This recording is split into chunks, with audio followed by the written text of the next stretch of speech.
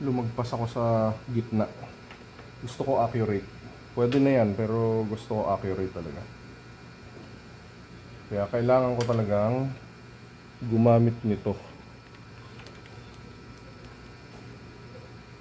Bali yung haba 128 centimeters. So, saktong sakto. Pasok hanggang bituka. Hanggang tiyan.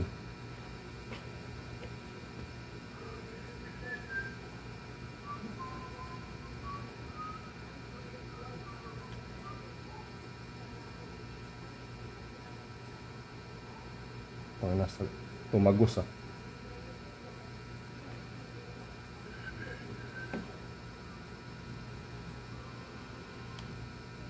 Alright. Let's see.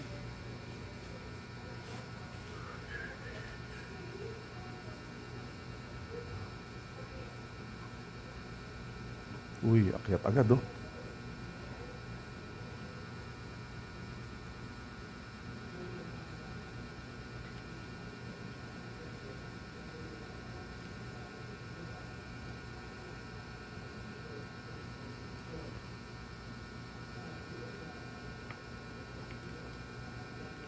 Mga 30 cc.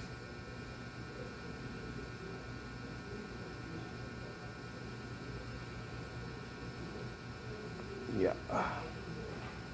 Okay, lumagpas na ako sa ilang cc na ba to? 50 cc, 30. Okay na. Hugot.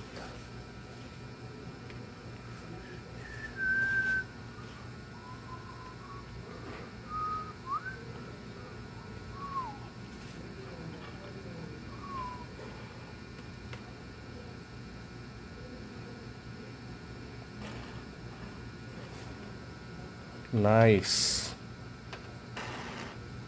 Nice.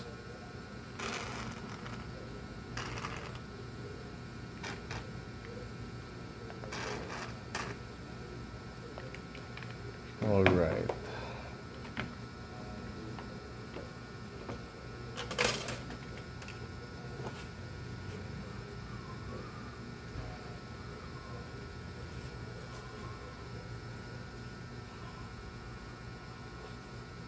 Check ulit.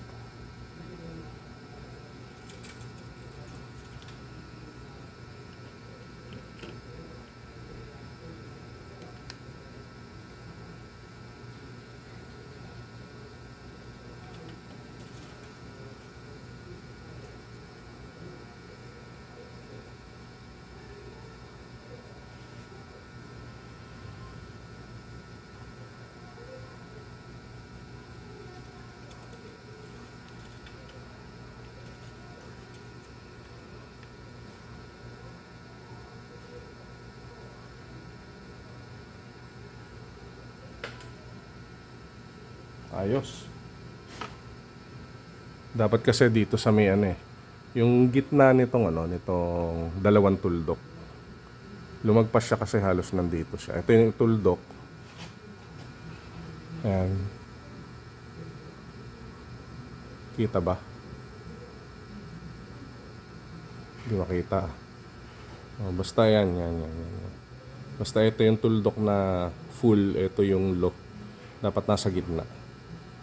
Eh gusto ko, gitna, accurate syempre. Lumagpas siya, halos nandito siya. Ito yung tuldok, ito halos. Binawasan ko. Medyo nabawasan na, 30 cc yung nakuha. Ito. Ayan. Pero okay na. Okay na yun.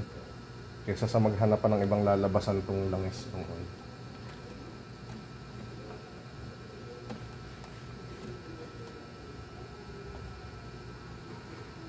Ayos. Shoot.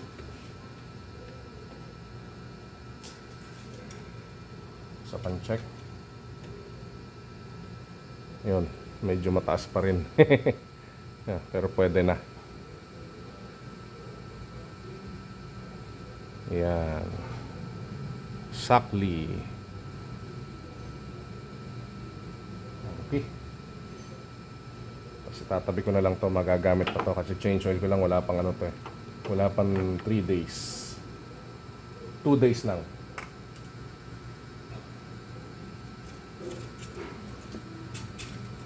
Ayun, ganun lang magbawas ng langis. Pag napasobra, bili lang kayo ng hose na ganito. Pwede sana yung fuel hose ng ano, nung motor, kaso masyadong mataba. Mas maganda to, pasok agad. Eh, since 5:30 naman yung ano ko, langis ko, kayang-kaya. Kumbaga, hindi siya maganit hilahin, higupin.